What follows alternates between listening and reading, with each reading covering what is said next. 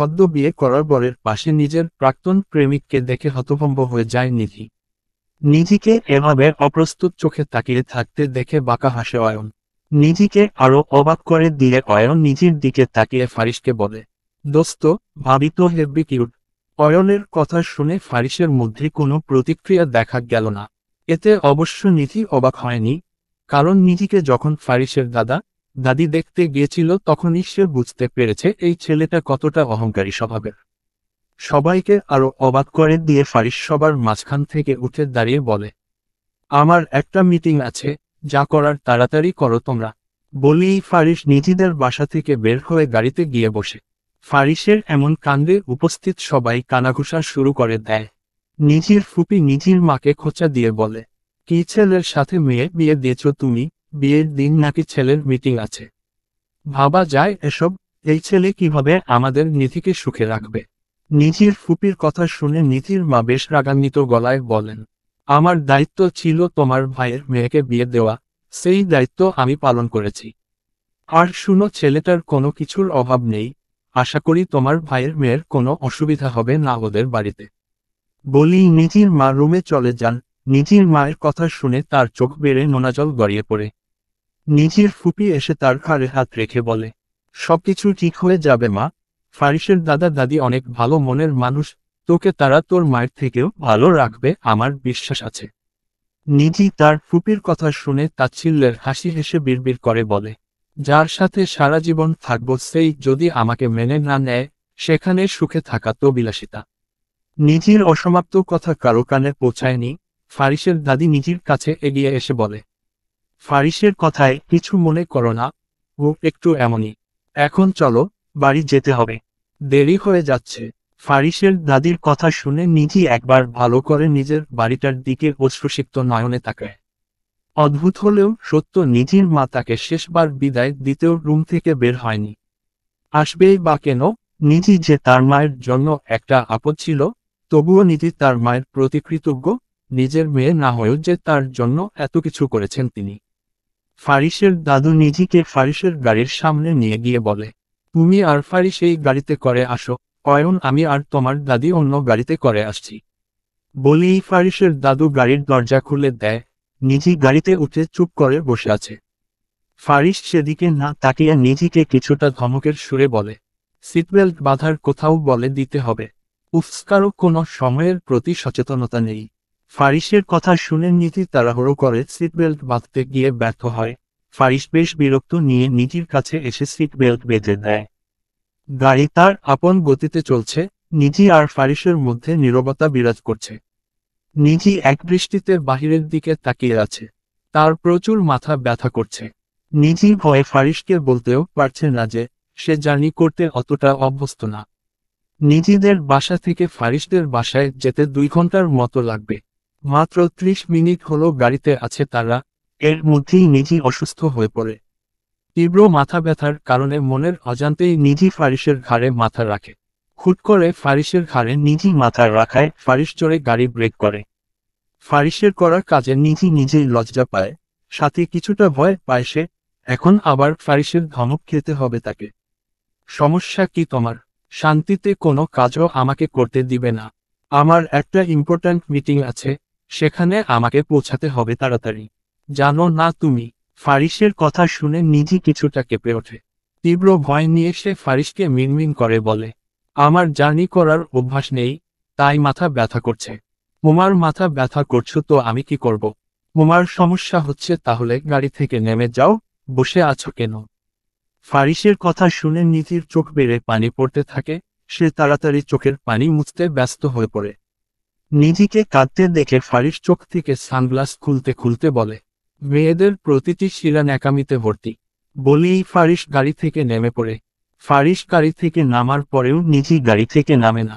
এটা দেখে ফারিস গাড়ির সামনে এসে নিধিকে বলে, আমি কি গাড়িতে বসে থাকার জন্য গাড়ি থামিয়েছি, নাকি বসে বসে প্রেম করার জন্য? গাড়ি থেকে নামবে নাকি এভাবেই সারা রাস্তা আমার ঘাড়ে মাথা রেখে ঘুমিয়ে যাওয়ার ইচ্ছে আছে? ফারিসের কথা শুনে নিধি চোখের পানি মুছে বলে, আমি ঠিক আছি, আপনার দেরি হয়ে যাচ্ছে, তাড়াতাড়ি আসুন। নিধির কথা শুনে ফারিস তার দিকে ভ্রু কুঁচকে তাকায়। তবুও নিধির কোনো হেলদোল না দেখে ফারিস বেশ বিরক্ত হয়ে সেই স্থান ত্যাগ করে। কিছুক্ষণের মধ্যে ফারিস একটা ঠান্ডা পানির বোতল আর কিছু আচার এনে নিধির পাশে রেখে গাড়ি স্টার্ট দেয় আবার। নিধি সেদিকে না তাকিয়ে সিটে হেলান দিয়ে ঘুমানোর চেষ্টা করে। হঠাৎ করে গাড়ি ব্রেক করায় নিধির ঘুম ভেঙে যায়। ফারিস গাড়ি থেকে নেমে গাড়ির দরজা খুলে দিয়ে বলে, নামো, আমি অফিসে যাব। বাসায় যাও তুমি। ফারিসের কথা শুনে নিধি গাড়ি থেকে নেমে যায়। নিধি নেমে যেতেই ফারিস গাড়িতে উঠে অফিসের উদ্দেশ্য রওনা দেয়। ফারিসদের বাড়ির সামনেই দাঁড়িয়ে আছে নিধি। দাঁড়িয়ে আছো কেন? বাড়ির ভিতরে আসো। ফারিসের দাদুর কথা শুনে নিধি তার দিকে তাকায়।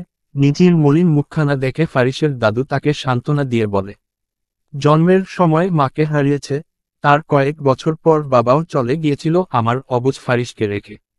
বাবা মায়ের শাসন না পেয়ে বড় হয়েছে তো, তাই একটু খিটখিটে মেজাজের হয়েছে। তুমি চিন্তা করো না নিধি, ও ঠিক হয়ে যাবে। তুমি শুধু ওকে ভালোবেসে একটু আগলে রেখো। আমার ফারিসটা ভালোবাসার পাগল, ছোটবেলা থেকে কারো ভালোবাসা পায়নি তো তাই। ফারিসের দাদুর কথা শুনে নিধি তার চোখের দিকে তাকিয়ে বলে, আমি আমার সব দায়িত্ব পালন করার চেষ্টা করব। নিধির কথা শুনে হাসে ফারিসের দাদু। তিনি নিধিকে নিয়ে বাড়ির ভিতরে প্রবেশ করে। বাড়ির ভিতরে আসতেই ফারিসের দাদি নিধিকে নিয়ে নিজের রুমে এসে বসেন। আলমারি থেকে একটা গহনার বাক্স এনে নিধির হাতে দিয়ে বলে, এটা খুলে দেখো তো কেমন লাগছে। নিধি বাক্সটা খুলে দেখে তার ভিতরে একজোড়া হাতের চুড়ি রয়েছে। ফারিসের দাদি চুড়ি জোড়া নিধির হাতে পরিয়ে দিয়ে বলে, দারুণ লাগছে তোমাকে। ফারিসের দাদির কথা শুনে সৌজন্যমূলক হাসে নিধি। সালটা যখন 2019, তখন অয়নের সাথে পরিচয় হয় নিধির। নিধি তখন 10ম শ্রেণীতে পড়ত। তখন থেকেই নিধি আর অয়নের প্রণয়ের সূত্রপাত ঘটে। সবকিছু ঠিকঠাকই চলছিল 2 বছর। একদিন হুট করে অয়ন এসে বলে, তোমার মতো এত নিচ ফ্যামিলির মেয়ের সাথে আমার পরিবার কখনো এই সম্পর্ক মেনে নিবে না, তাই আমাকে ভুলে যাও। বলিয়ে অয়ন সেদিন নিধিকে রেখে চলে যায়। এতে নিধি প্রচুর কেঁদেছিল। একসময় মনটাকে পাথরে পরিণত করে পরিবারের চাপে বিয়েতে রাজি হয় নিধি। কিন্তু আজ হঠাৎ 3 বছর পর প্রাক্তন প্রেমিককে দেখে অবাক না হয়ে পারল না নিধি। রুমের এক কোণায় দাঁড়িয়ে আনমনেই এসব ভাবছিল নিধি। হঠাৎ করে হাতে হেঁচকা টান পড়ায় নিধি সামনে তাকায়। নিধি তার সামনে অয়নকে দেখে কিছুটা রেগে যায়। হাত ছাড়ুন বলছি, এখানে কেউ দেখে ফেললে ব্যাপারটা কিন্তু খারাপ হবে বলে দিলাম। নিধির কথা শুনে পৈশাচিক হাসি হাসে অয়ন। এখানে কি হচ্ছে এসব? হঠাৎ ক্ষিপ্ত সুরে বলা কথাটা শুনে নিধি আর অয়ন দুজনেই ভয় পেয়ে যায়। ফারিস নিধি আর অয়নের দিকে রক্তিম চোখে তাকিয়ে আছে। ফারিসের কথা শুনে নিধি আর অয়ন দুজনেই নিচের দিকে তাকিয়ে আছে। অয়ন সাহস করে ফারিসকে বলে, আসলে আমি। উদ্ধৃতি চিহ্ন। ফারিস অয়নের পুরো কথা না শুনে তার শার্টের কলার চেপে হুঙ্কার দিয়ে বলে, আসলে কি? তোর সাহস হয় কি করে ওর হাত ধরার? অয়ন ফারিসের হাত থেকে নিজেকে কোনো মতে ছাড়িয়ে নিয়ে হনহন করে সেই স্থান ত্যাগ করে। অয়ন চলে যেতেই ফারিস নিধির দিকে রক্তিম চোখে তাকিয়ে বলে, ভালো করে 4 ঘন্টাও হয়নি তুমি এই বাড়িতে এসেছ, আর এখন থেকেই তুমি নাটক শুরু করে দিয়েছ। তোমাকে তো আমি ভদ্রঘরের মেয়ে মনে করেছিলাম। ভদ্রঘরের মেয়ে দেখেই এসব ব্যবহার সহ্য করে যাচ্ছি। নিধির কথা শুনে ফারিস তার দিকে অবাক চোখে তাকিয়ে বলে, মুখে মুখে তর্ক করা আমার একদম পছন্দ না। আমার সাথে তর্ক করতে এসো না, এর পরিণাম ভালো হবে না বলে দিলাম মেয়ে। বলেই ফারিস নিজের রুমে চলে যায়। নিধি আর ফারিসের বিয়ে ঘরোয়া ভাবেই হয়েছে। ফারিসের অনুষ্ঠান করার ইচ্ছে নেই সে বলে দিয়েছে। তাই ফারিসের দাদু রাহাত শিকদার একদম ঘরোয়া ভাবে নাত বউকে তাদের বাড়িতে নিয়ে আসে। রাত প্রায় 11:30 বাজে। নিধি ফারিসের দাদি ফারুল বেগমের পাশে বসে আছেন। ফারুল বেগম নিধিকে ফারিসের রুমে দিয়ে আসেন। রুমে ঢুকে ফারিসকে কোথাও দেখে না নিধি, তাই নিশ্চিন্তে বিছানার এক কোণায় বসে সে। হঠাৎ করে ওয়াশরুমের দরজা খুলে মাথা মুছতে মুছতে রুমে প্রবেশ করে ফারিস। নিধিকে বসে থাকতে দেখে ফারিস ভ্রুকুচকে বলে, এত বড় বাড়ি, অথচ তোমাকে এই রুমেই নাকি থাকতে হবে, অসহ্য। হঠাৎ পুরুষালী কণ্ঠস্বর শুনে নিধি ফারিসের দিকে তাকায়। ফারিসের দিকে তাকিয়ে নিধি সাথে সাথে চোখ ফিরিয়ে নিচের দিকে তাকিয়ে যায়। নিধির করা কাজে ফারিস নিধির সামনে গিয়ে বলে, এমন রিয়েক্ট করার কি আছে? যাও, কাবার থেকে টি শার্ট বের করে দাও। ফারিসের কথা শুনে নিধি মুখ ভিঞ্চিয়ে বিড়বিড় করে বলে, খাটাস, শাওয়ার নিয়েছে ভালো কথা, এজন্য শুধু ট্রাউজার পরে বের হবে কেন? একেবারে টি শার্ট পরে বের হওয়া যায় না। আবার বলে, এত রিয়েক্ট করার কি আছে? নিধিকে একা একা বিড়বিড় করতে দেখে ফারিস ভ্রুকুচকে বলে, ভূতে ধরেছে নাকি? কি বলেছি কানে যায়নি তোমার?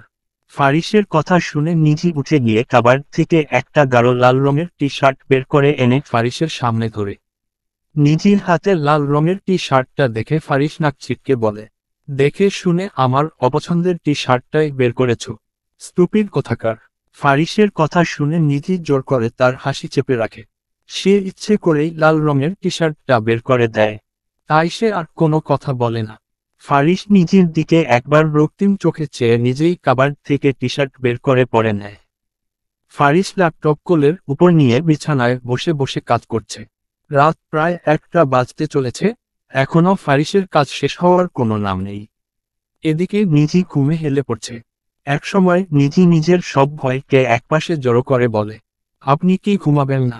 নিধির কথা শুনে ফারিস কান থেকে ব্লুটুথ খুলে ভ্রুকুচকে বলে, কিছু বলেছ? ফারিসের কথা শুনে নিধি হতাশ হয়। নিধিকে চুপ করে থাকতে দেখে ফারিস ল্যাপটপ বন্ধ করে নিধির সামনে বসে বলে, নাম কি তোমার? ফারিসের কথা শুনে নিধি অবাক হয় প্রচুর। যাকে বিয়ে করেছে তার নামটা পর্যন্ত জানেন না, ব্যাপারটা হাস্যকর না? কেন আপনি জানেন না আমার নাম কি? হুজুর বলেছিল তোমার নাম, কিন্তু ভুলে গিয়েছি। এসব আজাইরা জিনিস মনে রাখার মতো সময় মেহরাব ফারিস শিকদারের নেই। নিজের লম্বা নাম মনে রাখার সময় ঠিকই আছে, আপনার যখন আমার নাম মনে রাখার সময় নাই, তাহলে আবার জিজ্ঞেস করছেন কেন? নিধির কথা শুনে ফারিস তার দিকে অবাক চোখে তাকিয়ে বলে, তর্ক করো না মেয়ে, শান্তভাবে কথা বলছি তো তাই আজকারা পেয়ে যাচ্ছ। আমার নামটা লম্বা কে বলেছে তোমাকে? যা জিজ্ঞেস করছি তার উত্তর দাও সুন্দর করে। মানহা ইসলাম নিধি। কোন ক্লাসে পড়ো? অনার্স 2য় বর্ষে। অনেক ছোট তুমি। ফারিসের কথা শুনে নিধি কিছুটা সাহস নিয়ে বলে, আপনার বয়স কত?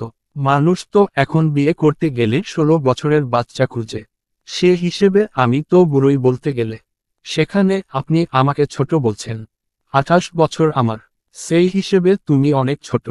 ফারিসের কথা শুনে নিধি হতভম্ব হয়ে যায়। ফারিসকে দেখতে 25 বছরের বেশি বয়সের মনে হবে না। কে বলবে এই লোকের 28 বছর? এত বড় একটা বাড়ি, অথচ আমার রুমেই নাকি তোমাকে থাকতে হবে, কি জ্বালায় পড়লাম। এতই যখন সমস্যা তাহলে বিয়ে করেছেন কেন? আপনি আমাকে বিয়ে না করলে আরো কয়েকদিন শান্তিতে থাকতে পারতাম। নিধির কথা শুনে ফারিস তাকে ধমকের সুরে বলে, কেমন শান্তিতে থাকতে জানা ছিল? বিয়ে করেছি কারণ আমার দাদা দাদির মতে আমি নাকি বুড়ো হয়ে যাচ্ছি, আমার বিয়ে করার বয়স পেরিয়ে যাচ্ছে, আমাকে নাকি সারা জীবন একাই কাটাতে হবে। তুমিই বলো, এসব অপমান কি মেনে নেওয়া যায়? ফারিসের কথা শুনে নিধি তাচ্ছিল্যের হাসি হেসে বলে, আপনাদের কত সুখ, যা চান তাই পেয়ে যান সাথে সাথে। বিয়ে করতে চাইলেন, আর আমার পরিবার জোর করে আমাকে আপনার উপর চাপিয়ে দিল। অথচ স্বামী তার স্ত্রীকে যে সম্মানটুকু করে তার একাংশও পাচ্ছি না আমি। নিধির কথা শুনে ফারিস কিছুটা অপমানিত বোধ করে, তাই আর রুমে দাঁড়িয়ে না থেকে বেকনিতে চলে যায় সে। ফারিস রুম থেকে চলে যেতেই নিধি দীর্ঘশ্বাস নিয়ে বিছানায় বসে। রুমে থেকেই নিধি জোরে বলে উঠে, আপনার যখন এতই সমস্যা আমাকে নিয়ে, এখন আমি গিয়ে জঙ্গলে গিয়ে থাকবো নাকি? আপনি তো আমাকে সহ্য করতে পারছেন না। ফারিস বেলকনি থেকে বলে, এখানে এসো। ফারিসের কথা শুনে নিধি গুটি গুটি পায়ে হেঁটে বেকনিতে আসে। নিধি আসতেই ফারিস শান্ত সুরে বলে, মেয়েরা কি চায়, আমার কি না আছে? এতে করে তোমার জীবনটা আনন্দেই কেটে যাবে। তুমি চাইলে পড়াশোনা শুরু করতে পারো, আবার তোমার জন্য সব রকমই স্বাধীনতা আছে। তাহলে তুমি কেন বললে আমি তোমাকে সম্মান করি না? আমার ধনসম্পদ কম নেই নিধি, মানুষের জীবনে এটাই সবচেয়ে মূল্যবান। তুমি শুধু আমাকে একটু একা থাকতে দাও। ফারিসের কথা শুনে নিধি হতাশ সুরে বলে, মেয়েরা চায় তাদের স্বামী তাদের একটু কেয়ার করুক, সম্মান করুক, একটু সময় দিক। টাকার পিছনে ঘুরে ঘুরে মানুষের জীবন থেকে ভালোবাসা জিনিসটা হারিয়ে গেছে প্রায়। তুমি যাই বলো, দিন শেষে সবাই চায় টাকা পয়সা। তুমি দেখো না নাকি যে মেয়েরা টাকার জন্য আঙ্কেলের বয়সী লোকদের বিয়ে করতেও ছাড় দেয় না। এমন জেনারেশনে বাস করছি আমরা। তুমি পয়সা কামাও তো লোকে তোমাকে সম্মান দিবে, তোমার পয়সা আছে তো লোকে তোমার পায়ে জুতা পরিয়ে দিতেও রাজি হয়ে যাবে। ভালোবাসা বলে যে একটা শব্দ আছে, সেটা আপনি টাকার পিছনে ছুটে ভুলতে বসেছেন। আপনি টাকার পিছনে ছুটে মানুষ থেকে রোবটে পরিণত হচ্ছেন। মিস্টার মেহরাব ফারিস শিকদার নিজির জোর গলায় বলার কথা শুনে ফারিস রেগে নিজির দিকে এগিয়ে আসতে নিতেই নিজি পিছিয়ে যায়। পিছনে ঘুরে হাঁটতে গিয়ে নিজির পা মুচকে পড়ে যেতে নিতেই ফারিস তাড়াতাড়ি নিজিকে জড়িয়ে ধরে। আমাকে ছাড়ুন। নিজির কথা কানে পৌঁছাতেই হুঁশ ফিরে ফারিসের। ফারিস তাড়াতাড়ি নিজিকে ছেড়ে দিয়ে দূরে সরে যায়। নিজি বেকনিতে আর দাঁড়িয়ে না থেকে রুমে চলে যায়। অনেক রাত হয়েছে, নিজি আর 7-5 না ভেবে ফারিসের বিছানায় শুয়ে পড়ে। ক্লান্ত প্রকৃতি, চারদিক নীরব নিস্তব্ধ। ব্যালকনির গ্রিল ধরে দাঁড়িয়ে একদৃষ্টিতে বাহিরের দিকে তাকিয়ে আছে ফারিস। বাহিরের মৃদু আলোয় বোঝা যাচ্ছে আকাশে মেঘ জমেছে। যে কোনো সময় শহর জুড়ে মুষলধারা বৃষ্টি নামতে পারে। ফারিস অধীর আগ্রহে বেকনিতে দাঁড়িয়ে বৃষ্টির অপেক্ষা করছে। একসময় ফারিসের ধৈর্যের বাঁধ ভাঙল। তবুও বৃষ্টি এলো না। তাই ফারিস আর বেকনিতে দাঁড়িয়ে না থেকে রুমে চলে আসে। রুমে এসে নিজের বিছানায় নিজিকে শুয়ে থাকতে দেখে প্রচুর বিরক্ত হয় ফারিস। এক প্রকার রাগ নিয়ে ফারিস নিজিকে ঘুম থেকে টেনে তুলতে গিয়ে দমে যায়। একদম নিষ্পাপ বাচ্চার মতো গুটিসুটি মেরে শুয়ে আছে নিধি। ফারিসের আর সাহস হলো না এই সুন্দর মুহূর্তকে নষ্ট করে দেওয়ার। এদিকে ফারিসেরও প্রচুর ঘুম পাচ্ছে, সকালে উঠে আবার অফিস যেতে হবে। তাই এক প্রকার বিরক্ত হয়ে ফারিস কাউচে গিয়ে শুয়ে পড়ে। জানালার গ্রিল পেরিয়ে সকালের স্নিগ্ধ নরম আলো চোখে পড়তেই ঘুম ভেঙে যায় নিধির। পাখির কিচিরমিচির ডাক শোনা যাচ্ছে বাহির থেকে। নিধি আর শুয়ে না থেকে উঠে ফ্রেশ হয়ে রুম থেকে বের হয়ে যায়। বাহিরে বের হতেই ফারুল বেগমের দেখা মিলে। নিধি ফারুল বেগমকে সালাম দিয়ে বলে, আমাকে কি করতে হবে দাদিমা? নিধির কথা শুনে ফারুল বেগম আহাম্মকের মতো তার দিকে ছেড়ে আছে। নিধির কথা বুঝতে পেরে ফারুল বেগম নিধিকে ধমক দিয়ে বলে, আমি কি তোমাকে কাজ করার জন্য আমার নাতবউ করে এনেছি নাকি? ফারুল বেগমের কথা শুনে নিধি সৌজন্যে মূলক হাসি হেসে বলে, আমার এসবে অভ্যাস আছে দাদিমা, আমি সব কাজই করতে পারি। আমাদের বাড়িতে থাকতেও তো আমি সব কাজ করতাম। আর বাড়ির বউদের কাজই তো হলো রান্না বান্না করা, সবার যত্ন নেওয়া। নিধির কথা শুনে ফারুল বেগম মৃদু হেসে বলেন, বাড়ির বউদের দায়িত্ব যদি থাকে সবার যত্ন নেওয়ার, তাহলে তার যত্ন নিবে কে? তোমাকে এসব নিয়ে ভাবতে হবে না মেয়ে, আমিও তো বাড়ির বউ। সমস্যা নেই, আমি সবার জন্য নাস্তা বানাই। বলি নিধির রান্নাঘরে চলে যায় নাস্তা তৈরি করার জন্য। ফারুল বেগমও হতাশ চোখে নিধির কাজ দেখছে। সকাল 8:30 বাজে। নিধি রান্নাঘর থেকে সব খাবার এক এক করে এনে ডাইনিং টেবিলের উপর রাখে। রাহাত শিকদার আর ফারুল বেগম ডাইনিং টেবিলে এসে বসেন। নিধির চোখ শুধু ফারিসকেই খুঁজছে। অতঃপর অপেক্ষার ইতি টেনে কিছুক্ষণের মধ্যেই নিচে নামল ফারিস। একদম অফিসের জন্য তৈরি হয়ে নিচে নেমেছে ফারিস। ফারিসকে দেখে রাহাত শিকদার চোখ কপালে তুলে বলেন, এই আজকের দিনও তোমাকে অফিস যেতে হবে দাদা ভাই? লোকে কি বলবে বলো তো? রাহাত শিকদারের কথা শুনে ফারিস রুষ্ট হয়ে বলল, লোকে কি বলেছে তাতে আমার কিছু যায় আসে না দাদু ভাই, লোকের দয়াতে থাকছি না আমি। নিজের যোগ্যতার বলে আমি এতদূর এসে পৌঁছেছি, মানুষের কথা শুনলে তো আর এতদূর আসতে পারতাম না আমি। তাই বলে তুমি বিয়ের পরদিনই অফিস যাবে? মেয়েটা কি ভাববে বলো তো তুমি? রাহাত শিকদারের কথা শেষ হতেই নিধি আগ বাড়িয়ে শুধালো, সমস্যা নেই দাদু, উনার যেহেতু কাজ আছে সেহেতু উনার কাজে আমার হস্তক্ষেপ না করাই উচিত। রাহাত শিকদার বুঝতে পেরেছে এমনভাবে মাথা দোলাল। তিনি আবারও বলেন, নাস্তা করে নাও দাদাভাই। রাহাত শিকদারের কথা শুনে ফারিস খেতে বসে। নিধি সবাইকে খাবার দিয়ে এসে ফারিসের পাশে দাঁড়ায়। নিধি ফারিসের প্লেটে পরোটা দিতে যেতেই ফারিস তাকে বাধা দিয়ে বলে, এসব তেলযুক্ত খাবার আমি খাই না, তোমার জানা নেই? আর এসব খাবার কে বানিয়েছে? ফারিসের ধমক খেয়ে নিধি মিনমিন করে বলে, আমি তো কালকেই আপনার বাড়িতে এসেছি, জানবো কি করে? জানলে তো আপনার জন্য অন্য খাবার বানাতাম। ফারিস হোঁচট খেল, সে তো ভেবেছে এই খাবার কোনো হেল্পিং হ্যান্ড বানিয়েছে, তাই এত চেঁচামেচি করেছে। এই খাবার তুমি বানিয়েছ? ফারিসের শান্ত গলায় বলা কথা শুনে নিধি স্বস্তির নিঃশ্বাস ফেলে। জি। নিধির কথা শুনে ফারিস হাতঘড়ি দেখে দেরি হয়ে যাচ্ছে এমন ভাব করে সে বলে, দেরি হয়ে যাচ্ছে? বানিয়ে যখন ফেলেছ তখন তাড়াতাড়ি খাবার দাও। ফারিসের কথা শুনে নিধির ঠোঁটের কোণে এক চিলতে হাসি ফুটে ওঠে। সে পরম আবেশের সাথে ফারিসের প্লেটে খাবার বেড়ে দেয়। খাবার খাওয়া শেষ করে ফারিস তার অফিসের উদ্দেশ্য বেরিয়ে পড়ে। সারাদিন কেটে যায়, কিন্তু নিধিদের বাড়ি থেকে কেউ আসে না তাকে নিতে।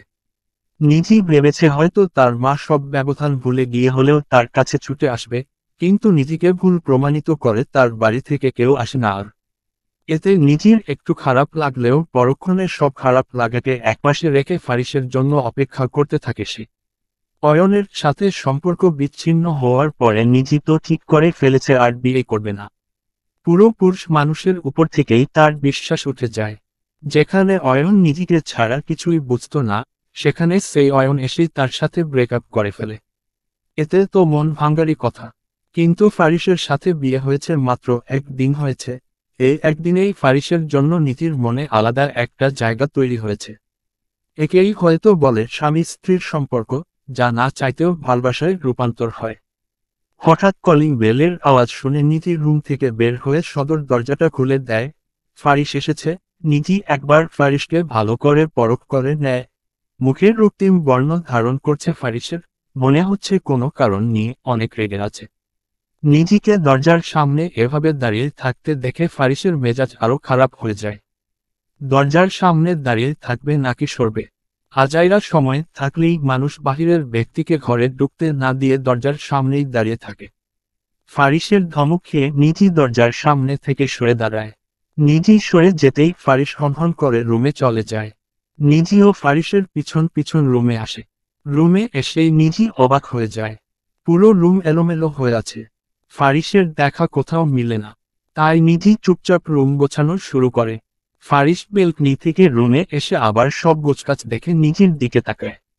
নিধির দিকে তাকিয়ে মায়া হলেও ফারিস নিজের রাগ কন্ট্রোল করতে পারে না। ফারিস নিধির কাছে গিয়ে তার হাত চেপে ধরে বলে, তুমি কি নাটক করছো আমাদের পরিবারের সাথে? ফারিসের কথা শুনে নিধি তো পুরো অবাক হয়ে যায়। নিধি রেগে আঙুল তুলল এবার। কি বলছেন আপনি? বিয়ে হয়েছে ধরে আপনার অত্যাচার সহ্য করছি। আমাকে কি আপনি পুতুল পেয়েছেন নাকি যে যখন তখন এসে রাগ ছাড়তে পারবেন? আমার কি মন বলতে কিছু নেই নাকি যে আমার খারাপ লাগবে না? ফারিস নিষ্পৃহ, নিধির হম্বিতম্বি তার গায়ে লাগেনি। ফারিস চোখ বন্ধ করে রাগ নিয়ন্ত্রণ করার চেষ্টা করে বলে, অয়ন তোমার পূর্ব পরিচিত না। ওর সাথে তোমার কিসের সম্পর্ক? ফারিসে কথা শুনে নিধি পুরো চুপসে যায়। মুহূর্তের মধ্যে স্বর পাল্টে এলো নিধির। যেটার ভয় কালকে থেকে পাচ্ছিল, সেটাই ঘটেছে অবশেষে। ফারিস আর নিধি দুজনেই মুখোমুখি দাঁড়িয়ে আছে, কারো মুখে কোনো কথা নেই। নিধিকে এখনো চুপ করে থাকতে দেখে ফারিস এবার প্রচুর রেগে যায়।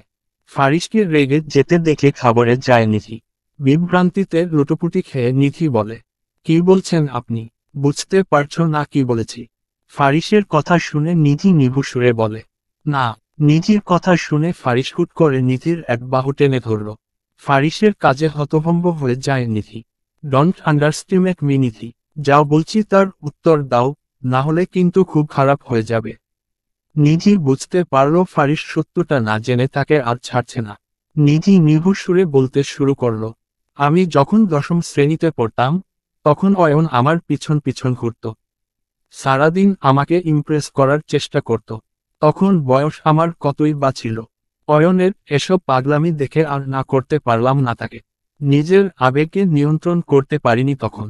সবকিছু ঠিকই চলছিল 2 বছর। কোনোদিন মনে হয়নি ও আমাকে ছেড়ে চলে যাবে। কোনোদিন কোনো বাজে প্রস্তাবও দেয়নি আমাকে অয়ন, যার জন্য আমি ওর প্রতি আকৃষ্ট হতে থাকি। একদিন হঠাৎ অয়ন এসে কোনো কারণ ছাড়াই আমার সাথে ঝগড়া করতে শুরু করে দেয়। আমি বুঝতেও পারিনি আমার কি দোষ ছিল যে ও আমার সাথে ঝগড়া করছে। ঝগড়ার শেষ প্রান্তে সে আমাকে বলে, আমার মত এত নীচ ফ্যামিলির মেয়েকে তার পরিবার মেনে নিবে না। তার সাথে আমি যেন আর যোগাযোগ না করি। সেও আমার সাথে আর যোগাযোগ করবে না। এসব বলে সেদিন অয়ন চলে যায়। তখন আবেগ হয়তো আমার নিয়ন্ত্রণে ছিল, তবে আমি ধ্বংসের শেষ প্রান্তে ছিলাম। বলেই থামে নিধি। কি হয়েছে তারপর? অর্ধেক বলে থেমে যাচ্ছ কেন? রাতে কি খাবার খাওনি নাকি? ফারিসের কথা শুনে নিধি অবাক চিত্তে ফারিসের দিকে তাকায়। শুরু থেকে শেষ পর্যন্ত সবই তো বলেছি। ফারিসের ব্যাকুল চিত্ত হতাশ হলো। ফারিস চোখ বন্ধ করে নিজের রাগ নিয়ন্ত্রণ করে বলে, আমি সবকিছুই জানি মেয়ে, আমার কাছে সব সত্যি বলো, আমি কিছু বলবো না তোমাকে। নিধি এবার একটু রেগে যায়, কিছুটা চেঁচিয়ে বলে, কি আজব, সবকিছুই তো বলেছি, আমি আপনার থেকে কি লুকাবো আর। নিধির কথা শুনে ফারিস সজোরে নিধির গালে ওপর দিয়ে বলে, অয়নের সাথে রাত কাটাসনি তুই? কি মনে করেছিস তুই আমি কিছু জানতে পারবো না? আমাকে কি তোর এতই বোকা মনে হয়? নিধি বিস্ময়াবহ, সে কল্পনাও করেনি ফারিস তাকে মারবে, তাও আবার ভুল কিছু শুনে। নিধির আর কিছু জানার আগ্রহ রইল না। টলমলে পায়ে হেঁটে নিধি বেকুনিতে চলে যায়। নিস্তব্ধ, নিশ্চুপ হয়ে আছে চারিদিকে। কোনো সারা শব্দ নেই কোথাও। বাহিরের দমকা হাওয়ায় চুল উঠছে নিধির। আকাশে মেঘেরা পাল্লা দিয়ে চলছে। বিষাদের নিবিড়তা যখন চারিদিক জুড়ে, আচমকা পাশ হতে কেউ একজন নিধির চোখের পানি মুছে দিয়ে বলে, মিথ্যে বলা আমার একদম পছন্দ না মেয়ে, সত্যটা আমি তোমার মুখ থেকে শুনতে চাই। তাই তো আমি এসেই তোমাকে জিজ্ঞেস করেছি সব। ফারিসের কথা শুনে নিধি তার দিকে ফিরে তাকায়। নিধি অবলীলায় বলল, আমি প্রথমেই বলেছি, অয়ন আমাকে কখনো কোনো বাজে প্রস্তাব দেয়নি। সেখানে আমরা কিভাবে রাত কাটাবো? আপনার কি আমাকে এতই খারাপ মনে হয়? এসব আপনাকে কে বলেছে? নিরুত্তর ফারিস নিষ্পলক চেয়ে থাকে। কিছুক্ষণ আগে করা কাজের জন্য ভিতরে ভিতরে দুমড়ে মুচড়ে যাচ্ছে সে। অফিসে যাওয়ার পরই অয়নের বয়ান শুরু হলো। নিধি তাকে ঠকিয়েছে, নিধির সাথে তার ঘনিষ্ঠ সময় কেটেছে। আরও কত কি! এসব শুনেই ফারিস আর রাগ নিয়ন্ত্রণ করতে পারেনি। বাহিরের কাউকে নিয়ে এসব বললে ফারিস হয়তো চুপ করে থাকত, কিন্তু তার ব্যক্তিগত জীবনের সাথে জুড়ে থাকা মানবীকে নিয়ে এসব বলাতে ফারিস চুপ করে থাকতে পারেনি।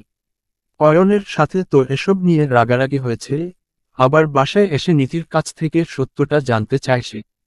তখন অয়নের রাগ সব নিধির উপরে উঠায় ফারিস। ফারিসকে চুপ করে থাকতে দেখে নিধি বলে, খাবার দিচ্ছি, খেতে আসেন। নিধির কথা শুনে এক মুহূর্তের জন্য নিধির উপর থেকে সব বিরক্তি দূর হয়ে যায় ফারিসের। একটু আগে কি খারাপ ব্যবহারটা না করেছে সে নিধির সাথে, অথচ কি সুন্দর নিধি সবকিছু ভুলে এখন তাকে খেতে ডাকছে। নিধি ডাইনিং টেবিলের উপর খাবার এনে রাখে। ফারিস এসে চেয়ার টেনে বসে। নিধি ফারিসকে সযত্নে খাবার বেড়ে দেয়। খাবার বেড়ে দিয়ে নিধি রুমের দিকে পা বাড়ায়। নিধি, ফারিসের মুখে নিজের নাম শুনে চকিতে পেছনে ফিরল নিধি। অবাক হয়ে বলল, কিছু লাগবে, খেতে আসো। ফারিসের কথা শুনে নিধি হতভম্ব হয়ে যায়। ফারিস কি করে জানল সে খাবার খায়নি? নিধির কল্পনার মধ্যে এক বালতি জল ঢেলে দিয়ে ফারিস নিধিকে ধমক দিয়ে বলে, খেতে ডেকেছি শুনছ না? সবকিছু নিয়ে তোমার উপর এত চেঁচামেচি করতে হয় কেন আমাকে? সোজা কথা হজম হয় না তোমার? ফারিসের ধমক খেয়ে চুপসে যায় নিধি। নিধি মিনমিন করে বলে, সারাদিন আপনার ধমক খেয়েই তো পেট ভরে যায়, খাবার খাওয়ার আর কি প্রয়োজন? কিছু বলেছ? না না, কি বলবো আমি? আমি কি কিছু বলতে পারি নাকি? নিধির কথা শুনে ফারিস তার দিকে চোখ পাকিয়ে তাকায়। তা দেখে নিধি তাড়াতাড়ি এসে চেয়ার টেনে ফারিসের পাশে বসে পড়ে। অয়ন তোমাকে ছেড়ে চলে গিয়েছে, তুমি তাকে আটকাতে চাওনি কেন? ফারিসের কথা শুনে থমকে যায় নিধি। মানুষ নাকি তার বউয়ের কাছ থেকে প্রাক্তনকে না আটকানোর গল্প শুনতে চায়। কি অদ্ভুত বর্তার! কথায় আছে না, ভাগ্যে না থাকলে সাধ্যের মধ্যে থাকা প্রিয় জিনিসও হারিয়ে যায়, তেমন আর কি। ফারিস বুক ভাঙা শ্বাস ফেলল। নিধির কথাটা কঠিন হলেও সত্য। যেটার বাস্তব প্রমাণ সে নিজেই। অয়নকে এখনো ভালোবাসো। জীবনে কেউই আমাকে আমার মত করে বুঝেনি। কি হবে আর মিছে মায়ায় জড়িয়ে থাকার? নিধির কথা বলার ধরনে থতমত খেয়ে যায় ফারিস। সে বুঝতে পেরেছে নিধি কথাটা তাকেই ইঙ্গিত করে বলেছে। তাই কথা ঘুরানোর জন্য বলে, এসব তুমি রান্না করেছ? হ্যাঁ। ওহো, তাই তো বলি এত বাজে খাবার তো বাড়ির কেউ বানাবে না। ফারিসের কথা শুনে নিধি হতবিহ্বল হয়ে যায়। সবাই তার রান্নার অনেক প্রশংসা করে, সেখানে ফারিস কথা বলেছে। রান্না মজা হয়নি তো খাচ্ছেন কেন? নিধির কথা শুনে ফারিস খাওয়া থামিয়ে দিয়ে বলে, ক্ষুধা লেগেছে, খাবো না। ফারিসের কথা শুনে নিধি আর কিছু বলে না। ফারিস খাবার খেতে খেতেই বলে, শুনো মেয়ে, আমার বাড়িতে তুমি আমার বউ হয়ে এসেছো। তোমার সাথে আমারও মানসম্মান জুড়ে আছে। তোমার জন্য সেটা যেন নষ্ট না হয় বলে দিলাম। অয়নের থেকে 10 হাত দূরে থাকবে। তোমাকে ওর কাছাকাছি দেখলে আমার থেকে খারাপ কেউ হবে না বলে দিলাম। শুধু কি আপনার সম্মান নষ্ট হবে বলে ওর থেকে দূরে থাকতে বলছেন নাকি জেলাস? নিজেকে মাঝপথে থামিয়ে দিয়ে ফারিস চোখ রাঙিয়ে বলে, যা বলেছি তাই করবে, তর্ক করো না মেয়ে। ফারিসের কথা শুনে মন খারাপ হয়ে যায় নিধির। আপনি একটু আগে যে নরম কণ্ঠে কথা বলেছেন আপনাকে তাতেই মানায়, এত কঠোর মানুষ হওয়া আপনাকে মানায় না। নিধির কথা শুনে ফারিস তাচ্ছিল্যের হাসি হেসে বলে, কেউ আর এমনি এমনি কঠোর হয়ে যায় না, তীব্র আঘাত পেতে পেতে একসময় মনটা পাথরে পরিণত হয়। বলেই ফারিস হাত ধুয়ে রুমে চলে যায়। আর নিধি বসে বসে ফারিসের বলে যাওয়া কথাটার কারণ খুঁজছে। দুশ্চিন্তায় প্রবল পীড়ায় পিষ্ট হয়ে আছে নিধির অবুঝ মন। অয়ন যে তার সংসারে ঝামেলা তৈরি করার জন্য এসব করছে সেটা বুঝতে আর বাকি রইল না নিধির। এখনো ঘুমাচ্ছ না কেন? আমাদের বাড়িতে আবার আসে না যে তোমাকে রাত জেগে পাহারা দিতে হবে? তড়াক করে বা পাশটায় ইতস্তত নজরে তাকালো নিধি। ফারিসকে তার পাশে দেখে কিছুটা অবাক হয় সে। নিধি ফারিসের কথাকে তোয়াক্কা না করে মুখ ফিরিয়ে নিজের গায়ের ওড়না ঠিক করতে করতে বলে, আপনি জেগে আছেন কেন? নিধির পাল্টা প্রশ্ন শুনে ফারিস নিধির দিকে অবাক চোখে চেয়ে বলে, দিন দিন তুমি মুখে মুখে অনেক তর্ক করছো। তুমি কি ইচ্ছে করে আমার মধ্যে থাকা হিংস্র রূপটাকে জাগিয়ে তুলতে চাও নাকি? আমি তো তোমার সাথে শান্তভাবে কথা বলতে চাই। ফারিসের কথা শুনে নিধি মুখ ভেঙচিয়ে বলে, আপনি শান্তভাবে কথা বলেনি বা কখন? যখনই কথা বলেন মনে হয় পাশের বাসায় ঝগড়া লেগেছে, এত জোরে জোরে হম্বিতম্বি করেন আপনি। নিধির কথা শুনে ফারিস হাসবে নাকি রাগ করবে বুঝতে পারল না। সে নাকি শান্তভাবে কথা বলতে পারে না। ফারিস রুষ্ট হয়ে বলল, আমার সাথে ভালোভাবে চলবে তো ভালো ব্যবহার পাবে, বাঁকা ভাবে চলতে গেলে এর পরিণাম খুব খারাপ হবে বলে দিলাম। তোমার সাথে ভালোভাবে কথা বলেছি বলে ভেবো না, তোমার সব ভুল আমি ফুল ভেবে ক্ষমা করে দিব।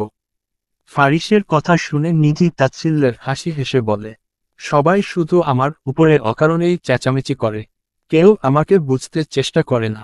আমাকে বুঝতো শুধু অয়নি, কখন আমার মন খারাপ, কি করলে আমার মন ভালো হবে সব দিকে খেয়াল রাখত সে। আফসোস। উদ্ধৃতি চিহ্ন। নিধির পুরো কথা শেষ হওয়ার আগেই ফারিস হুঙ্কার দিয়ে বলে, বাহিরের লোকের কথা আমাকে বলো না, আমি আর 10 জন ছেড়ে যাওয়া মানুষের মতো আলগা দরদ দেখাতে পারবো না। নেক্সট টাইম যদি ওই ছেলের কথা তোমার মুখে শুনি আমি তাহলে আমার থেকে খারাপ কেউ হবে না নিধি। আমাকে রাগিয়ে দিও না তুমি। অয়ন যখন তোমাকে এতই ভালোবাসতো, কেয়ার করতো তাহলে ছেড়ে গিয়েছে কেন? ফারিসের কথা শুনে চুপসে যায় নিধি, নিজের কথার জালে নিজেই জড়িয়ে গেছে। পরিস্থিতি সামাল দিতে নিধি নিভু সুরে বলে, সবকিছু সবার ভাগ্য থাকে না, বাদ দিন। কোথায় ঘুমাবো? কালকে নাকি আপনি আমার জন্য ঘুমাতে পারেননি, আমি কি অন্য রুমে কি ঘুমাবো? বিয়ে করেছি কি অন্য রুমে ঘুমানোর জন্য নাকি? এত বড় একটা বিছানা রয়েছে রুমে, দুজন দুই পাশে ঘুমালেই হবে। মাঝখানে কোল বালিশ দিয়ে দিব। নিধি বিস্মিত হয়ে বলল, আপনি মানুষ একজন, কিন্তু এত রকমের কথা কিভাবে বলেন একমুখে? আমি আপনাকে যত দেখছি ততই যেন নতুন করে চিনছি। ফারিস দীর্ঘশ্বাস ফেলল, আজ পর্যন্ত কেউ তাকে বুঝতে পারেনি। সবাই শুধু তার বাহিরের রাগারাগি টুকুই দেখেছে, ভিতরে যে তার একটা কোমল প্রাণ রয়েছে সেটা কেউই বুঝতে চেষ্টা করে না। এটা ভেবে আফসোস ফারিসের, সে খুব করে একটু সুখে থাকতে চায়, পুরনো সবকিছু ভুলে মুভ অন করতে চায়, কিন্তু কেউ তাকে বুঝতে চেষ্টা করে না সে আসলে কি চায়। তর্ক করো না মেয়ে, যা বলেছি তাই করো। ফারিসের কথা শুনে নিধি আর দাঁড়িয়ে থাকে না বেকুনিতে, সে রুমে এসে বিছানায় দুই পাশে সমান জায়গা রেখে কোলবালিশ মাঝখানে দিয়ে দেয়। ফারিস রুমে এসে অবাক হয়ে যায়। ফারিস একটা লম্বা শ্বাস নিয়ে বলল, কত ডিস্টেন্স মেইনটেইন করে বিছানা তৈরি করেছে এই মেয়ে। নিধি কিছু বলে না ফারিসের কথা শুনে, অপরিবর্তিত কঠোর মুখাবয়ব দেখে ভয় পেয়ে যায় সে।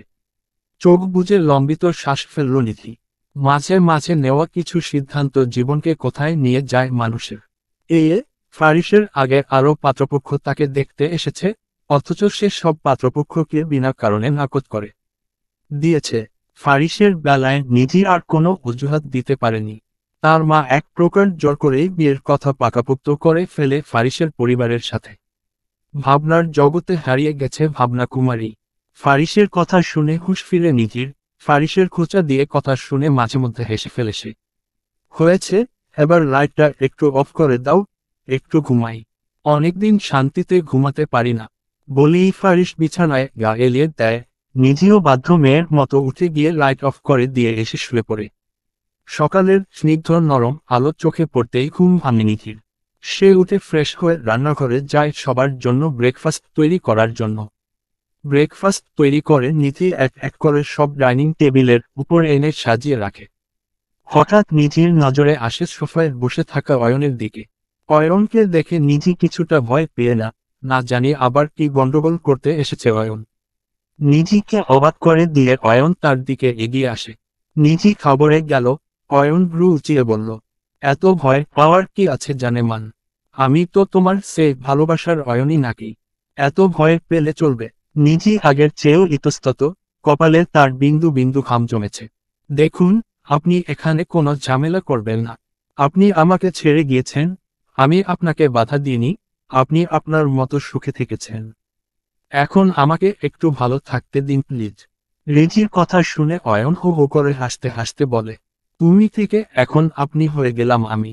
ভয়ে নিধির চোখ ছলছল করে উঠল। কে না কে দেখে ফেলে সে ভয়। ফারিস দেখলে তো তার আর রক্ষে নেই। আরে অয়ন যে, কখন এসেছো তুমি? হঠাৎ রাহাত শিকদারের কথা শুনে ভড়কে যায় নিধি। পরক্ষণে বুঝতে পারল পরিস্থিতি স্বাভাবিকই আছে। নিধি যেন হাঁপ ছেড়ে বাঁচল। অফিসের একটা কাজ ছিল দাদু, ফারিসের সাথে একসাথে বেরিয়ে যাব সেজন্যই এসেছি। আচ্ছা, এসেছো যখন নাস্তা করেই যেও। নিধি সবাইকে খাবার দাও তো। রাহাত শিকদার আর অয়ন গিয়ে চেয়ার টেনে বসেন। এর মধ্যে ফারুল বেগমও চলে আসেন। নিধি সবাইকে খাবার বেড়ে দিয়ে অয়নের পাশে যায় তাকে খাবার বেড়ে দিতে। খাবার দেওয়া শেষ করে নিধি চলে যেতেই অয়ন তার পা বাড়িয়ে দেয় নিধির দিকে। নিধি সেটা খেয়াল না করে হেঁটে যেতে নিতেই পড়ে যেতে নেয়। আচমকা একজোড়া হাত এসে নিধিকে আগলে নেয়। ভয়ে নিধি চোখ বন্ধ করে ফেলে। নিজেকে কারো বাহুবন্ধনে আবদ্ধ দেখে চোখ মেলে ফারিসকে দেখে ভড়কে যায় সে। এদিকে ফারিস এসে নিধিকে ধরে ফেলাতে অয়ন রক্তিম চোখে তাকিয়ে তাদের দেখছে। নিজের করা বোকামির জন্য নিজেরই আফসোস হচ্ছে তার। সে তো চেয়েছে নিধিকে ফারিসের কাছ থেকে দূরে সরাতে, তার ফাঁদ উল্টো ঘুরে নিধি আর ফারিস আরো কাছাকাছি চলে এসেছে। আরে নিধি, দেখে চলবে তো, তোমার কোথাও লাগেনি তো? অয়নের দিকে রক্তিম চোখে তাকিয়ে শান্ত গলায় কথাটা বলে ফারিস। এদিকে ফারিসের এত শান্তশিষ্ট আচরণ নিধি যেন ঠিক হজম করতে পারল না। ফারিস সেসবে পাত্তা না দিয়ে নিধিকে ধরে চেয়ারে বসিয়ে দেয়। ফারিস নিজেও নিধির পাশের চেয়ার টেনে বসে। ফারিস যত্ন সহকারে নিধির প্লেটে খাবার বেড়ে দিতে দিতে বলে, খাবার খেয়ে ঔষধ খেয়ে নিও ব্যথার। ফারিসের একের পর এক চমক যেন নিতেই পারছে না নিধি। একটু অন্যমনস্ক হয়ে ফারিসের কথায় সায় মিলায় সে। অয়ন, তোর কোনো কাজ আছে নাকি রে? ফারিসের কথা শুনে হুঁশ আসে অয়নের। নিজের রাগকে নিয়ন্ত্রণ করার চেষ্টা করে অয়ন বলল, অফিসের একটা কাজের ব্যাপারে কথা বলতে এসেছি। অফিস যাবি না তুই? না রে, আজকে আর অফিসে যাব না। তোর ভাবিকে নিয়ে একটু বাহিরে বের হব, কিছু কেনাকাটা করার ছিল। আর আমি না তোকে বলেছি আমার কাজের ব্যাপারে তুই আর কোনো কষ্ট না করতে? আমি আমার অফিসে অনেক কর্মচারী রেখেছি, তোর তো আর এক্সট্রা কষ্ট করার দরকার নেই নাকি? ফারিসের কথা শুনে হেঁচকি উঠে যায় নিধির। ফারিস তাড়াতাড়ি পানি ঢেলে নিধির মুখের সামনে ধরে। নিধি পানির গ্লাস নিয়ে ডগডগ করে পানি পান করে। ফারিস নিধিকে আলতো ধমক দিয়ে বলে, তোমাকে কতবার বলেছি একটু সাবধানে থাকবে, কেন যে তুমি আমার কথা শুনো না কে জানে। ফারিসের হঠাৎ এত পরিবর্তন দেখে নিধি সহ ফারিসের দাদা দাদিও হতভম্ব হয়ে যায়। শুধু অয়নিক জ্বলছে ফারিস আর নিধির কথাবার্তা শুনে। ইকবাল খান সোফায় বসে বসে খবরের কাগজ পড়ছেন। তিনি নিধিকে উদ্দেশ্য করে বলেন, ফারিস ডেকেছে, তাড়াতাড়ি যাও নয়তো আবারও রেগে যাবে। ইকবাল খানের করে শুনে নিধি তার হাতের কাজ শেষ করে রুমে আসে। রুমে এসে নিধি পুরো অবাক হয়ে যায়। ফারিস একদম রেডি হয়ে বসে আছে। অফিসে যাবেন? নিধির কথা শুনে ফারিস ভ্রু উঁচিয়ে তার দিকে তাকায়। হ্যাঁ, আমি তো অফিসে পাঞ্জাবি পরে যাই। স্টুপিড কোথাকার। ফারিসের কথা শুনে চুপসে যায় নিধি। নিধি কণ্ঠ শৃঙ্গে তুলে বলে, এভাবে বলার কি আছে? ফারিস ছোট্ট শ্বাস ফেলল। খাবার টেবিলে বলেছি না শপিংয়ে যাব। এখনো রেডি হওনি কেন? নিধির মাথার উপর দিয়ে গত হচ্ছে সব। কিছুই বুঝতে না পেরে নিধি ফারিসের দিকে তাকিয়ে আছে। যে ছেলে বিয়ের দিনও মিটিং মিস দেয় না, সেই ছেলে নাকি অফিসে না গিয়ে তাকে নিয়ে শপিংয়ে যাবে। নিধির মনের অবস্থা বুঝতে পেরে ফারিস বিস্তর শ্বাস ছেড়ে বলল, অয়নকে কোনো প্রকার সাইড দেওয়া যাবে না, ওর মনে কি চলছে সেটা আমি খুব ভালো করে বুঝতে পেরেছি। ওকে যেহেতু বলে ফেলেছি আজকে তোমাকে নিয়ে বেরোবো, তাই আর দেরি করো না, রেডি হও। নিধি চুপ করে রইল। নিধিকে চুপ করে থাকতে দেখে ফারিস মিলিয়ে গেল ফের। গলায় গম্ভীরতা বজায় রেখে ফারিস বলে, যাও বলছি তাই করো মেয়ে, আমার আর সহ্য হচ্ছে না তোমার ঘাটতারামিগুলো। আমি যেসব পছন্দ করি না তুমি সেসবই করছো। তুমি কেন সকালে অয়নকে খাবার দিতে গিয়েছো? আমাকে রাগিয়ে দিও না, পুরনো ভুলগুলো কিন্তু আমি ভুলিনি। ফারিসের কথার অন্তর্জাল থেকে বাঁচতে নিধি তাড়াতাড়ি রেডি হতে চলে যায়। ফারিস আর দাঁড়িয়ে না থেকে গাড়িতে গিয়ে বসে। মিনিট 15-র মধ্যেই নিধি বাড়ি থেকে বের হয়ে গাড়ির দিকে এগিয়ে আসছে। ফারিস নিধির দিকে চোখ তুলে তাকায়। পার্পেল কালারের একটা কুর্তি পরেছে নিধি, চোখে কাজল, আর ঠোঁটে হালকা লিপস্টিক, চুলগুলো খোলা। এতেই মারাত্মক সুন্দর লাগছে নিধিকে। এই প্রথম ফারিস নিধির দিকে তাকিয়ে তাকে খুঁটিয়ে খুঁটিয়ে দেখছে। নিধিকে দেখে নিজের অজান্তেই ফারিসের ঠোঁটের কোণে এক চিলতে হাসি ফুটে ওঠে। হাসছেন কেন? নিধির কথা শুনে হুঁশ ফিরে ফারিসের। সে গাড়ি থেকে বের হয়ে এসে গাড়ির দরজা খুলে দেয়। নিধি আর কোনো কথা না বলে গাড়িতে গিয়ে বসে। নিধি গাড়িতে উঠতেই ফারিস গাড়ি স্টার্ট দেয়। মাঝ রাস্তায় ফারিসকে হঠাৎ গাড়ি থামাতে দেখে নিধি তার দিকে অবাক চোখে তাকায়। নিধিকে কিছু না বলে ফারিস গাড়ি থেকে বের হয়ে একটা দোকানে ঢুকে। নিধি অসহায় দৃষ্টিতে ফারিসের যাওয়ার পানে চেয়ে আছে। এই লোক কখন কি করে বোঝাই মুশকিল। 2 মিনিটের মধ্যেই ফারিস আবার গাড়িতে এসে বসে। নিধির দিকে ফারিস একটা মাস্ক বাড়িয়ে দিয়ে বলে, মাস্কটা পরে নাও। নিধি ভ্রু উঁচিয়ে বলল, কি দরকার মাস্ক পরার? মাস্ক পরলে আমার দম বন্ধ হয়ে আসে। নিধির কথা শুনে ফারিস চটে বলল, মাস্ক পরতে বলেছি মানে তুমি পরবে। নিধি গাল ফুলিয়ে ফারিসের হাত থেকে মাস্কটা নেয়। নিধিকে গাল ফুলিয়ে থাকতে দেখে ফারিস খুব ধীরস্থির বলল, অয়নও যাচ্ছে আমাদের সাথে, তাছাড়া বাহিরে কত মানুষ থাকবে। ফারিসের কথা শুনে কিছু বলল না নিধি, সে নীরব দৃষ্টিতে বাহিরের দিকে তাকিয়ে আছে। অয়নের সাথে একদম কথা বলবে না তুমি? নিধি সন্তর্পণে মাথা নাড়াল। সে মহাচিন্তিত কণ্ঠে বলল, অয়নকে সাথে নেওয়ার কি খুব দরকার ছিল? নিধির কথা শুনে বিরক্ত হয় ফারিস। আমি কি করব না করব সেটা কি তোমার থেকে অনুমতি নিয়ে করতে হবে নাকি? ফারিসের কথা শুনে চুপসে যায় নিধি। তার আর কোনো কথা বলার সাহস হয় না। নিধিকে চুপ করে থাকতে দেখে ফারিস রুষ্ট সুরে বলে, অয়ন আমার জানের দোস্ত, তাকে দেখাতে হবে না আমি আমার বউকে কতটা ভালোবাসি, আমরা কতটা সুখে আছি সেটা দেখে অয়নের থেকে খুশি কেউ হবে না আমি শিওর। বলেই বাঁকা হাসে ফারিস। নিধি ফারিসের দিকে অসহায় দৃষ্টিতে তাকিয়ে বলল, এসব করা কি খুব বেশি দরকার? পুরনো ক্ষতকে জাগিয়ে তুলতে চান আপনি? ফারিস দৃঢ় কণ্ঠে বলল, আমি তো শান্তভাবে সবার সাথে চলতে চেয়েছি, অয়নই তো আমাকে রাগিয়ে দিয়েছে। আমি তো প্রথমে ওর সাথে এসব করতে চাইনি। অয়ন বুঝে গেছে আমাদের সম্পর্কটা আর 10টা সাধারণ দম্পতির মতো না, তাই তো আমাদের পিছনে উঠে পড়ে লেগেছে সে। এখন তাকে বোঝাতে হবে তো আমাদের সম্পর্কটা একদম স্বাভাবিক আছে। তাছাড়া অয়ন নিজের থেকেই তো আমাদের সাথে যেতে চেয়েছিল। ফারিসের কথা শুনে দীর্ঘশ্বাস ফেলে নিধি। সে বিরস মুখে বলল, সবকিছু যখন এতই বুঝেন, তাহলে নাটক না করে আমাদের সম্পর্কটাকে স্বাভাবিক করে নিলেই তো হয়। নিধির কথা শুনে ফারিস চড়ে গাড়ি ব্রেক কষে। ফারিস বিস্তর শ্বাস ছেড়ে বলল, বুঝবে না তুমি।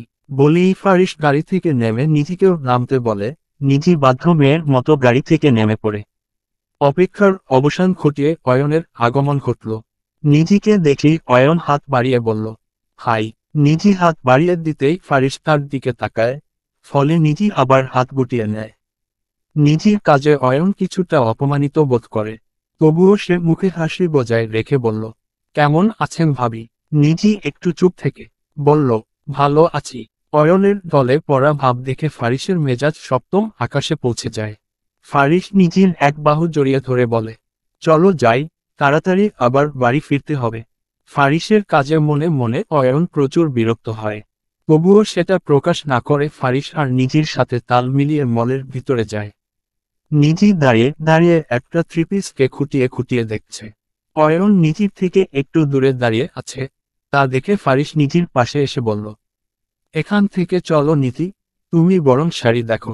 অয়ন ফারিসকে বাধা দিয়ে বলল, আরে থাক না, ভাবিকে কিন্তু থ্রিপিসই দারুণ মানায়। অয়নের কথা শুনে ফারিস তার দিকে ভ্রু কুঁচকে তাকায়। পরিস্থিতি বেগতিক দেখে অয়ন মিনমিন করে বলে, আমি বরং আমার জন্য কিছু দেখি। বলি অয়ন চলে যায়। অয়ন যেতেই নিধি ফারিসের উপর রেগে গিয়ে বলে, আপনারা কি আমাকে খেলনা পেয়েছেন নাকি? মন থেকে তো কিছুই করছেন না। এই নাটকটা আর কতদূর এগিয়ে নিয়ে যাবেন আপনি? আর কতক্ষণ আমাকে এসব নাটকে সায় মিলিয়ে চলতে হবে? নিধির কথা শুনে ফারিস হেসে নিধির কপালে আলতো ঠোঁট ছুঁয়ে দিয়ে বলে, আমার উপর রেগে আছো, তাই বলে এখানেই রাগারাগি করবে নাকি সুইটহার্ট? ফারিসের কর্মকাণ্ডে বিস্মিত হয়ে যায় নিধি, কিছু বুঝে ওঠার আগেই কি থেকে কি হয়ে গেল। নিধিকে আরেকটু অবাক করে দিয়ে ফারিস তার কানের কাছে মুখ এনে ফিসফিস করে বলে, গলা উঁচিয়ে কথা বলবে না আমার সাথে, পরিণাম ভালো হবে না বলে দিলাম। ফারিসের শান্ত গলায় দেওয়া ধমক খেয়ে নিধি চুপসে যায়। মনে মনে ফারিসকে হাজারো বকাঝকা দিতে থাকে সে। এদিকে ফারিস আর নিধিকে এত কাছাকাছি দেখে রাগের দেয়ালে একটা ঘুষি মারে অয়ন। সে ফারিস আর নিধির থেকে কিছুটা আড়ালে লুকিয়ে তাদের দেখছিল। এক সপ্তাহ পর মেঘকালো আকাশের ভাবমূর্তি পাল্টে যেতে দেখে কিছুটা মন খারাপ হয়ে যায় নিধির। সে বিষণ্ণ মুখে ছাদ থেকে রুমে ফিরে আসে। রুমে আসতেই তার ডাক পড়ে, ফারুল বেগম নিধিকে তার রুমে ডেকেছে। তাই নিধি আর দেরি না করে ফারুল বেগমের রুমের দিকে যায়। ফারুল বেগমের রুমের সামনে এসে নিধি দরজায় টোকা দেয়। ফারুল বেগম এসে রুমের দরজা খুলে দিয়ে নিধিকে ইশারায় ভিতরে প্রবেশ করতে বলে। নিধি গুটি গুটি পায়ে হেঁটে রুমে প্রবেশ করে। পরিবেশটা বেশ থমথমে। ফারিসের সাথে তোমার সবকিছু ঠিক আছে তো? আচমকা এমন প্রশ্ন শুনে অবাক হয় নিধি, নিজেকে কিছুটা প্রস্তুত করে নিধি বলে, ঠিকই তো থাকার কথা, যদি ঠিক না থাকে তাহলে? ফারুল বেগমের সন্দিহান কণ্ঠ শুনে নিধি তটস্থ হয়ে যায়। আপনার নাতিকেই জিজ্ঞেস করুন না সবকিছু ঠিক আছে কি না। আমার তরফ থেকে তো সবকিছু ঠিকই আছে। নিধির কথা শুনে ফারুল বেগম ক্লান্ত ভঙ্গিতে নিধির দিকে তাকিয়ে বলল, আমি না আর পারছি না এসব নিতে। আমি কি পাপ করেছি তোমাদের বিয়ে দিয়ে? আমার ফারিসের একজন সঙ্গী হবে ভেবে আমি তোমার সাথে ওর বিয়ে দিয়েছি। এখন তো মনে হচ্ছে আমরা তোমার সাথে অন্যায় করেছি। ফারুল বেগমের কথা শুনে তাচ্ছিল্যের হাসি হাসে নিধি। যে জায়গায় আমার পরিবার আমার সাথে শত শত অন্যায় করেও তাদের খারাপ লাগেনি, সে জায়গায় আপনাদের খারাপ লাগছে কেন? আপনারা তো অন্যায় কিছু করেননি। ফারুল বেগম প্রলম্বিত শ্বাস ফেলল। নিধির মাথায় হাত বুলিয়ে দিয়ে তিনি বলেন, চিন্তা করো না, সবকিছু ঠিক হয়ে যাবে। আমার ফারিস যদি একবার তোমাকে ভালোবেসে ফেলে তাহলে তোমার জীবনটা একদম ভরপুর হয়ে যাবে সুখে। আমার ফারিসটা যাকে ভালোবাসে, তাকে মন উজাড় করে ভালোবাসে, কখনো ছেড়ে যায় না। বাকিটা আমি দেখে নিব। তুমি বরং এখন যাও, ফারিস আসার সময় হয়ে গেছে। ফারুল বেগমের সাথে ছাই মিলিয়ে নিধি রুমে চলে আসে। রুমে এসে তো নিধি একদম হতভম্ব হয়ে যায়। ফারিস অলরেডি চলে এসেছে, সে অফিসের ড্রেস চেঞ্জ না করেই শুয়ে আছে। তা দেখে নিধি গুটি গুটি পায়ে হেঁটে ফারিসের পাশে গিয়ে বসে। কি হয়েছে আপনার?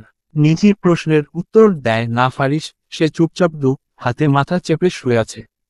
নিধি কাপা কাপা হাতে ফারিসের কপাল স্পর্শ করে চমকে যায়। জ্বরে ফারিসের গা পুড়ে যাচ্ছে। লাইটটা অফ করো নিধি, চোখগুলো জ্বালা করছে প্রচুর। মাথাও ব্যথা করছে।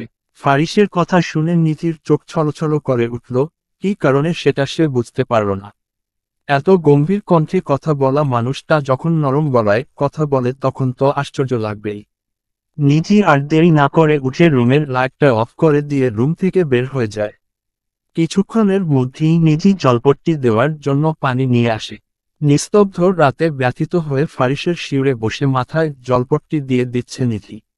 জলপট্টি দেওয়া শেষ করে নিধি রুম থেকে বের হয়ে ফারিসের জন্য খাবার নিয়ে আসে। নিধি ফারিসকে ডেকে উঠতে বলে, কিন্তু ফারিসের যেন উঠে বসার মতো শক্তিটুকুও নেই। নিধি অনেক কষ্ট করে ফারিসকে বালিশের সাথে হেলান দিয়ে বসায়। নিধি ফারিসের সামনে খাবার রেখে বলে, খাবারটা খেয়ে নিন, ঔষধ খেতে হবে। নিধির কথা শুনে ফিটফিট করে ফারিস তার দিকে তাকায়।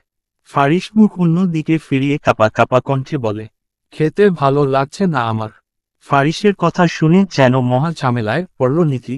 সে আর 7-5 না ভেবে নিজেই ফারিসকে জোর করে অল্প একটু খাবার খাইয়ে দেয়। তারপর ফারিসের রুমে অনেক খোঁজাখুঁজির পরে জ্বরের ঔষধ পায় নিধি।